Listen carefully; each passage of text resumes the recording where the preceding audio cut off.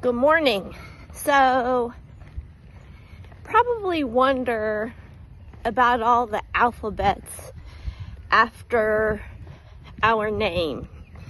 My name and Rob's name. And Rob and I both believe in continuing education. In our industry, you'll find, especially in Texas, there's no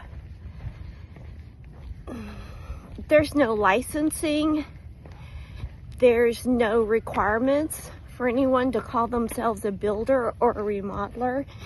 Anybody can go out and do it. After we've had a hailstorm, you've probably noticed that you get everybody and their brother knocking on your door wanting to do a roof inspection. So Rob and I fully believe in furthering our education and supporting our industry. So today I'm just going to talk about interior designers, and then at another time I'll talk about the certifications that Rob has. So let's start out with what's the difference between an interior designer and an interior decorator. In my mind, they're very similar. Some would argue with me, but an interior decorator to me is someone that's going to come in and, I'll say, zhuzh up a house. They're going to make it look really nice. They're not going to do anything structural. They are going to come in and basically do the decorating. Window treatments, accessories, furniture. Now, interior designer will come in and do much more extensive work. In my case, I have a Bachelor of Fine Arts with a major in interior design and a minor in industrial technology. When I went to school back in the Stone Ages, it was actually a 5-year program and we had to get 150 hours. I guess nowadays that would be the equivalent of a master's degree. I also completed and successfully passed on the first try the NCIDQ exam. Let me see if I can remember what it stands for. The National Certification Interior Design Qualification. I think that's what it stands for. But it is, they call it an international exam because it is across the United States and Canada. It's a brutal test. Let me tell you, I started studying for the test in 2008 and got cold feet and didn't take it until 2010. And by then, I had been out of school for a long time. And you had to hand draft. I hadn't hand drafted in a long time. So I had to learn how to hand draft all over again. That was brutal too. So not only was I think the oldest person in the class back then, but no 3D computers. Yeah. AI. Yeah, Rob said no 3D computers. It wasn't Scantron. This was just 14 years ago. But it was two whole days of multiple choice, and then one whole day of drafting. So my girlfriends that I took the class with, oh my gosh, they were beasts. They had studied so much. And I thought, if they have studied this much, there is no way I am ever going to pass this thing, because they studied and they studied. And I guess the thing that was different was that I had bought every single material out there. So took the test.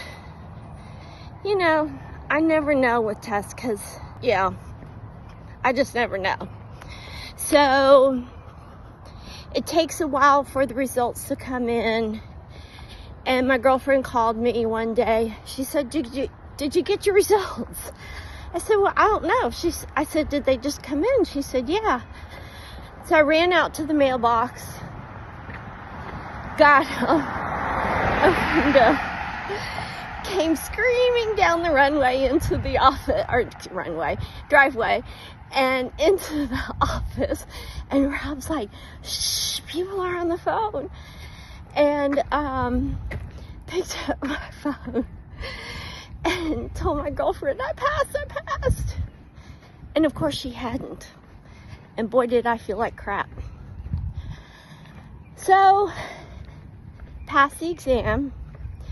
Well, then that allowed me to finish my process with the state of Texas. Now, here's another point.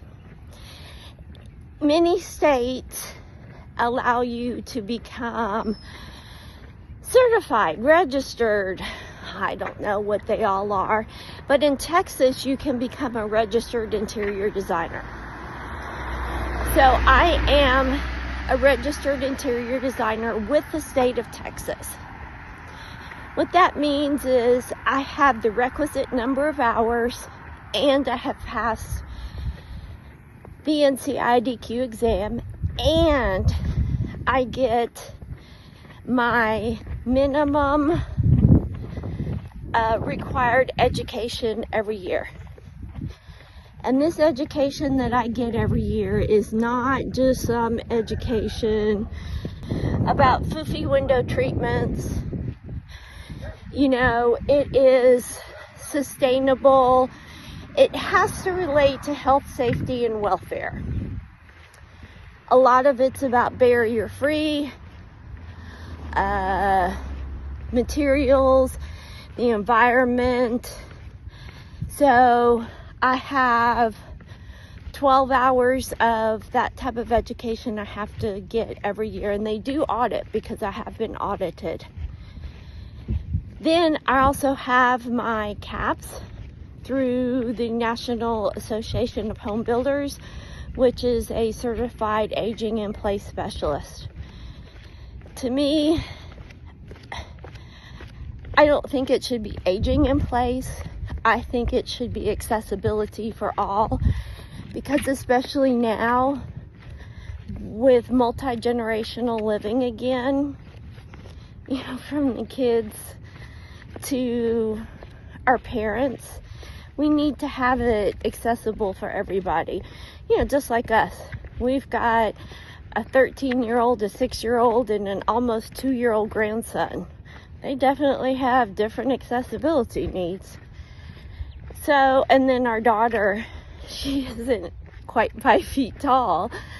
So, you know, and I'm 5'6", and Rob's 5'10". So, and, you know, our son-in-law is 6 feet tall.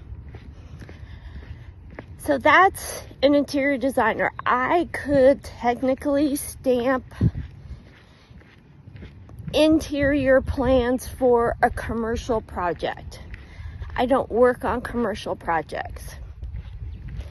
But that is interior designers in the state of Texas.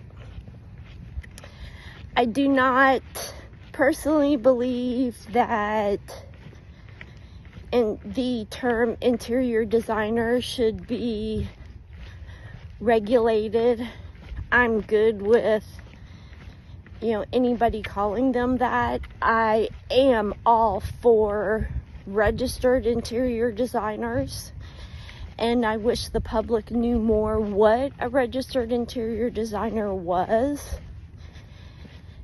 and, you know, what the difference was with all of the alphabets behind our name, why it was so important, especially when people are looking for someone to work with.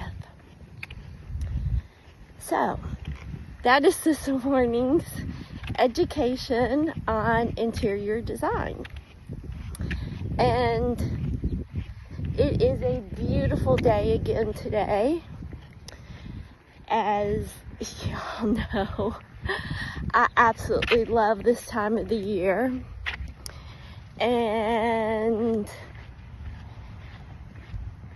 it's all about loving your life, loving your home, and making it a great day. So you go out and make it a great day and get your exercise today and make a difference in someone's life.